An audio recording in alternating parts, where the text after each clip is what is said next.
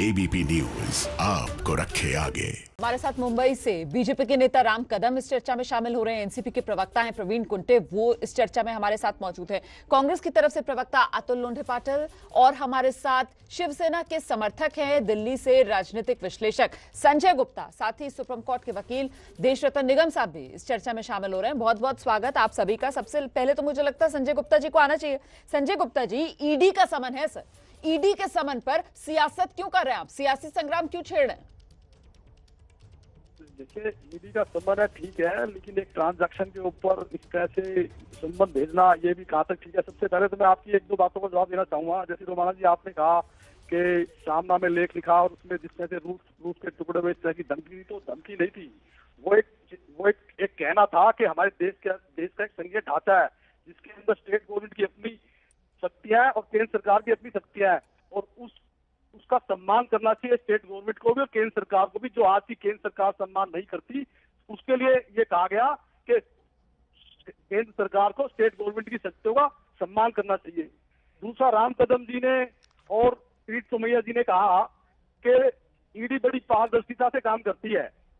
जिनका नोटिस निकलने से पहले ये पता चल जाए कि किसको नोटिस जाने वाला है, वो एजेंसियों के उस एजेंसियों की पारदर्शिता पर सवाल तो उठेंगे ही, क्योंकि किसी भी इन्वेस्टिगेटिंग एजेंसी की इन्वेस्टिगेशन तब तक सही नहीं मानी जा सकती जब तक कि वो किसी निर्णय पर पहुंचने से पहले वो लीक ना हो। लेकिन इनके तो नोटिस ही लीक हो जाते हैं, तो पारदर्शिता तो रह ही नहीं जाती। और तीसरा सर, आपकी शिकायतें जो है ना, आपकी शिकायतें किस बात को लेकर हैं ये आप समझा नहीं पा रहे हैं सर। मुद्दा ये है कि नोटिस तो ईडी का है, ईडी के नोटिस पर सियासी संग्राम क्यों कर रहे हैं आप? ईडी ने नोटिस दिया, चली जाए, पेश हो जाए। संजय राउत की पत्नी, क्या प्रॉब्लम है उनको? आप उसको इस तरीके से धमकाने वाले अंदाज में, आप देखे जरा किसमें कितना है दम, मतलब वो कहते हैं ना पूरा ताव खाते हुए इस अंदाज में ट्वीट कर रहे हैं, मतलब ये सियासी रंग क्यों दे रहे हैं? मैं तो बस इतना समझना चाहती थी। मुझे लगता है कि हमारे साथ सुप्रीम कोर्ट के वकील देशरतन निगम जी मौजूद है। देशरतन निगम साहब, ईडी नोटिस देती है और ईडी के नोटिस पर ये जिस तरीके की प्रतिक्रिया सामने आती है, आप क्या कहेंगे सर इस पर?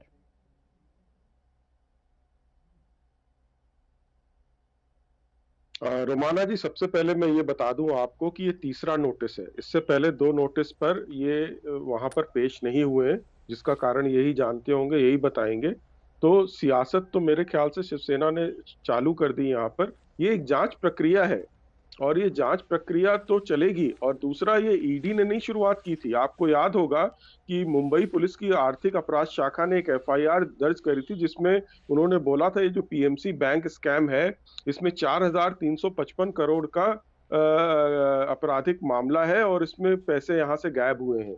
देखिए, मनी लॉन्ड्रिंग का जो केस होता है उसमें होता क्या है कि आप गैर कानूनी ढंग से पैसा कहीं से कमाते हैं, बैंक के जरिए वो जाता है और फिर लोन देके उसको सफेद पैसा कर लिया जाता है और फिर वापस उस आदमी के पास पहुंच जाता है जिसने गैर कानूनी ढंग से पैसा कमाया था। तो ये एक प्रक्रिया है जिससे कि गैर कानूनी पैसे को सफेद किया जाता है। इसमें जांच जरूर होनी चाहिए। और आपको मालूम है, मुझे लगता है एनसीपी के प्रवक्ता प्रवीण कुंटे साहब को हमें लेकर आना चाहिए यहाँ पर। बिल्कुल मैं उसी पर आ रही हूँ। प्रवीण कुंटे जी, घोटाला हुआ पीएमसी का, किसी से छिपा नहीं है ना। कितने लोग जो हैं वो सड़क पर आ गए इस पीएमसी के घोटाले की वजह से। अब अगर जांच हो रही है सर, तो आप लोग उसको सियासी रंग क्यों दे रहे हैं? सवाल जांच का नहीं है, जांच को विरोध करने का किसी का सवाल नहीं ले, लेकिन जिस तरह से ईडी का राजनीतिक इस्तेमाल हो रहा है उस बात का हम लोग विरोध कर रहे हैं। जब से नरेंद्र मोदी जी की सरकार केंद्र में आई है, आप इस बात को ध्यान में रखिए, जितने भी ईडी की इंक्वायरी पूरे देश में हुई है, चाहे कभी छगन भुजबल जी को नोटिस हुआ हो, कभी पवार साहब को कभी ईडी की नोटिस आई है, कभी एकनाथ जी खड़से हो, कभी प्रताप जी सरनाइक जी हो, या कर्नाटका कांग्रेस पार्टी के प्रेसिडेंट शिव कुमार जी हो, या पश्चिम बंगाल के ममता बनर्जी के समर्थक मंत्री हो।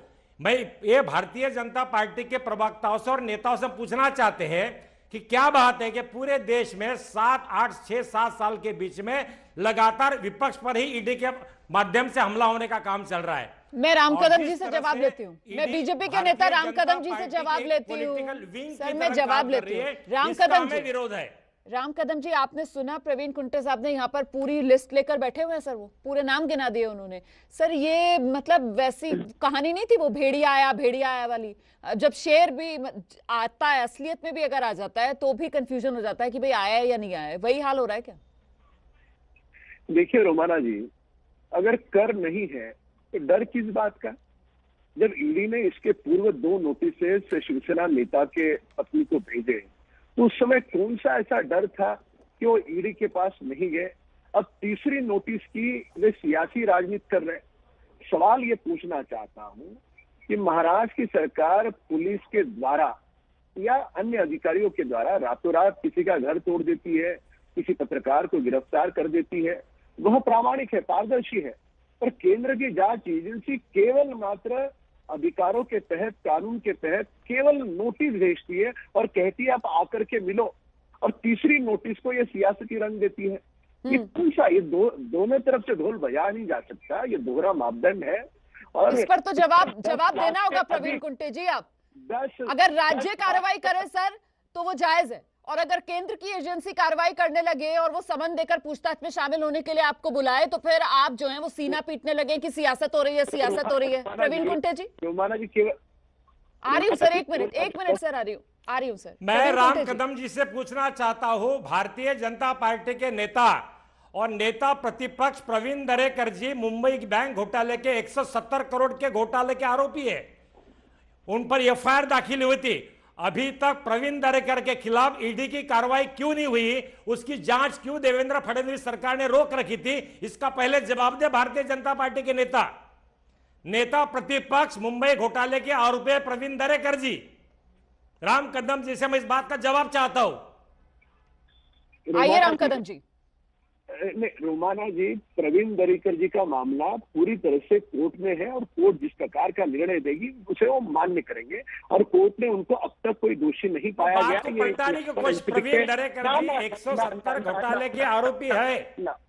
यहाँ पर मैं आपको विश्वास के नेता प्रतिपक्ष राज्य के उन पर अब तक कोर्ट ने कोई भी दोषारोप नहीं किया है।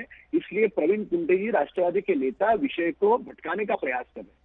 विषय है ईडी की तीसरी नोटिस आई है। 10 लाख गरीब लोगों के पैसे पीएमसी बैंक में है। वे ऐसे गरीब लोग हैं कि जिन्होंने अपने जीवन की पूंजी बैंक में भर दी और कुछ लोगों ने उस बैंक को लूट लिया, और ऐसे स्थिति में राष्ट्रवादी दल किसका समर्थन कर रहा है? अरे केवल जांच के लिए बुलाया है तो आप इस प्रकार की सियासत चलाओगे? यानी तुम्हारी सरकार कार्रवाई करे तो वो प्रामाणिक है, केंद्र की जांच एजेंसी कार्रवाई करे तो सियासत है। मुझे लगता है कांग्रेस के प्रवक्ता अतुल लोंढे पाटिल को भी आना चाहिए। आप अतुल जी, आपके नेता तो सर बात बात पर दुहाई देने लगते हैं, हाय हाय करने लगते हैं, लोकतंत्र नहीं है, लोकतंत्र नहीं बचा देश के अंदर। और सर जो देश की लोकतांत्रिक संस्थाएं हैं उनको आप संदेह के घेरे में खड़ा करने में 1 मिनट नहीं लगाते। काम तो करने दो ना सर ईडी को। तीसरा नोटिस है जो ईडी ने भेजा है, उस पर भी सियासत।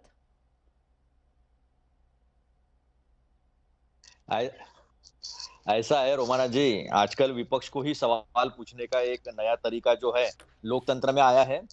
ये कोई हर्ज नहीं, हम उसको भी तैयार हैं। लेकिन मेरा सबसे बड़ा सवाल इसमें यह है कि जब कोई नेता जिसके ऊपर सीबीआई हो, इनकम टैक्स हो, ईडी हो, इनकी रेड हुई हो या इनकी इंक्वायरी चल रही हो और वो भाजपा में आ जाए, तो वो जो है वो मनी लॉन्ड्रिंग में धुल कर एकदम स्वच्छ होकर सामने आ जाता है। अब मैं नाम गिनाता हूं। एक सुजान चौधरी और सीएम रमेश, ये 2 ऐसे आरोपी एमपी है राज्यसभा के टीडीपी के, जिनके ऊपर सीबीआई, इनकम टैक्स और ईडी तीनों की इंक्वायरी चल रही थी।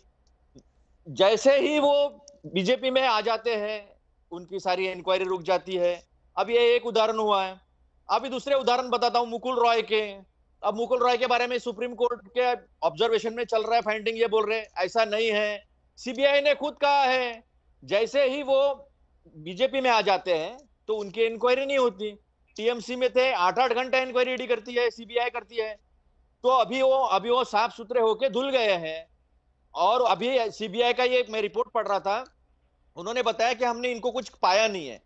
हेमंत बिसाव शर्मा जब कांग्रेस में थे तो बड़े शारदा स्कैम में फ्रॉडस्टर थे, जैसे वो बीजेपी में आ जाते हैं, उनकी इंक्वायरी खत्म हो जाती है। तो ये पॉलिटिकल वेंडेटा नहीं है तो क्या है रोमाना जी? राम कदम जी जवाब देंगे PMC सर आप? बैंक में जो घोटाला हुआ है, तो आरबीआई क्या सोई थी? आरबीआई के ऑडिटर के रिपोर्ट नहीं आए, और इतने बड़े दो लोगों को 8,000 करोड़ से ज्यादा का लोन दिया गया। 100 साल की इतिहास में पीएमसी बैंक ने छोटे छोटे लोन दिए थे। ठीक है, उसके बाद आरबीआई मैं के जवाब ऑडिटर देती हूँ। सोए थे। सर चलिए, आम कौन आदमी के सोया था पैसे कौन नहीं इनके सोया था? खाते में भूले गए, तो क्या हुआ? अगर सब जागते रहते सर, अभी फिर मैं तो शायद नितिन घोटाले ही नहीं गडकरी पे आया होते। नहीं हूँ। लेकिन अभी का जो मुद्दा है उस पर रहते हैं हम। आपने जो आरोप लगाए यहाँ पर, आपने जिस तरीके से नाम गिना दिए कि साहब जब ये विपक्ष में होते हैं, दूसरे दलों के अंदर होते हैं नेता, तो फिर इनमें सारे ठीक है सर, ठीक है, सारे भ्रष्टाचार के आरोप लगते हैं। लेकिन उसके बाद वो बीजेपी के अंदर जो सबसे बड़ी वॉशिंग मशीन है जहां पर सबके दाग धुल जाते हैं, फिर तो सवाल उठेंगे सर इन संस्थाओं पर। राम कदम जी नहीं, रोमाना जी, गत 12 महीनों के अंतराल में आपने देखा होगा कि हर दूसरे दिन शिवसेना के नेता जिस प्रकार से कांग्रेस के राहुल गांधी जी की, सोनिया गांधी जी की और पूरी कांग्रेस दल की फज्जियां उड़ा रहे हैं, फजीयत कर रहे हैं, ये इन्होंने स्वाभिमान अपना खो दिया है। और पूरी तरह से सिंहासन के लालच में शिवसेना जिस तरह से इनकी धज्जियां उड़ा रही है। राम कदम जी, सर कांग्रेस और शिवसेना पर मत जाइए। सर कांग्रेस और शिवसेना पर मत जाइए। यहाँ पर मामला जो है वो संजय राउत की पत्नी को जो ईडी का नोटिस भेजा गया है सर, जिसे पूरी ये महाविकास अघाड़ी सरकार कह रही है कि साहब ये सिर्फ और सिर्फ राजनीति से प्रेरित है। कह रही है कि बीजेपी की तरफ से वेंडेटा पॉलिटिक्स है जो की जा रही है। आप इस पर जवाब दे दीजिए सर। आप शिवसेना और कांग्रेस में क्या चल रहा है उसे छोड़िए। 10 लाख लोगों के पैसे उस पीएमसी बैंक में फंसे हैं। क्या कांग्रेस नहीं चाहती उन गरीबों को पैसे मिले?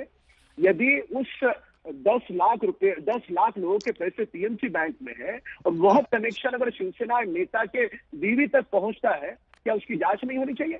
क्या वो राजनेता है करके उनको छोड़ देना चाहिए?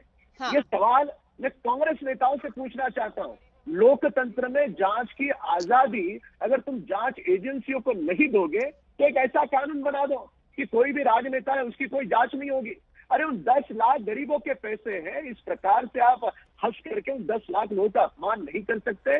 बिल्कुल, बड़ी बात तो यही है कि साहब घोटाला हुआ है, 10 लाख लोगों के पैसे फंसे हुए हैं, मामले की तह तक तो जाना जरूरी है ना। ऐसे में मैं इस चर्चा को आगे बढ़ाऊं उससे पहले बड़ी खबर, संजय राउत का ईडी के समन पर बयान आया है। संजय राउत ने कहा है कि ये सब राजनीति हो रही है, 2 बजे शिवसेना भवन में बात करूंगा, मुझे नोटिस अब तक नहीं मिला है, मैं नोटिस खोज रहा हूं। ये तो बड़ा दिलचस्प है। मुझे लगता है देश रतन निगम साहब को यहाँ पर आना चाहिए। देश रतन निगम जी, संजय राउत कह रहे हैं कि नोटिस ही नहीं मिला है। जिस नोटिस को लेकर हम यहाँ पर चर्चा कर रहे हैं वो कह रहे हैं कि अभी तक नोटिस मिला नहीं है। मैं इस पर आपसे जवाब लूंगी सर। तो बड़ी खबर इस वक्त की यही है कि शिवसेना के नेता संजय राउत वो कह रहे हैं कि नोटिस अभी तक मिला नहीं है ईडी का, मैं नोटिस खोज रहा हूं। सभी खास मेहमान हमारे साथ लगातार बने हुए हैं। मुझे लगता है देश रतन निगम साहब को आना चाहिए। सर प्रक्रिया क्या होती है, क्योंकि जो हमें जानकारी मिल रही थी 29 दिसंबर को बुलाया गया है, कितने घंटे पहले तक ईडी नोटिस सर्व करता है सर?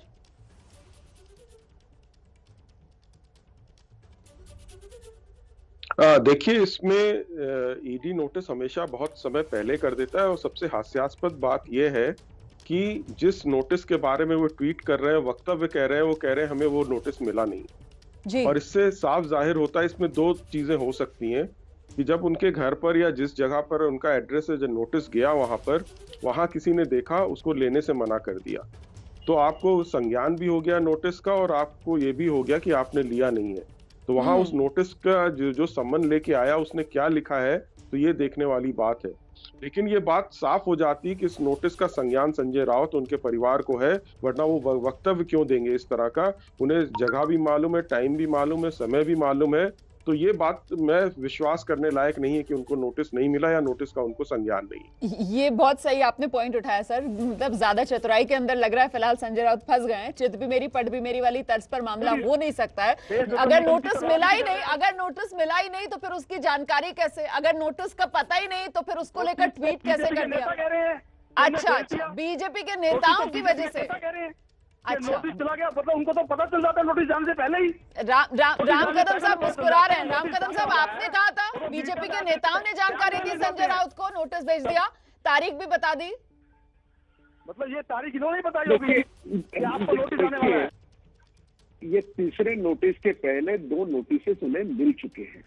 अब तीसरे नोटिस मिलने के बाद खुद ही पत्रकारों को बता रहे हैं, खुद ही सुर्खियों में रह रहे हैं। नोटिस मिल चुके हैं, आज फिर से नहीं मिले हैं, फिर से सुर्खियों में आने के लिए कह रहे हैं कि मुझे ये आप कैसे कह सकते हैं? मतलब एक तो कर दिया काम। ये तो चलिए समय मेरे पास इतना ही है। बहुत बहुत धन्यवाद आप सभी का मेरे साथ इस चर्चा में बने रहने के लिए। तो कुल मिलाकर आप दोपहर 2 बजे का इंतजार कीजिए, क्योंकि दोपहर 2 बजे संजय राउत जो हैं वो अब इस मामले पर प्रेस कॉन्फ्रेंस करेंगे। हाँ, अभी उन्होंने ये जरूर कह दिया है कि मैं तो नोटिस खोज रहा हूं, ईडी का नोटिस तो मुझे मिला ही नहीं।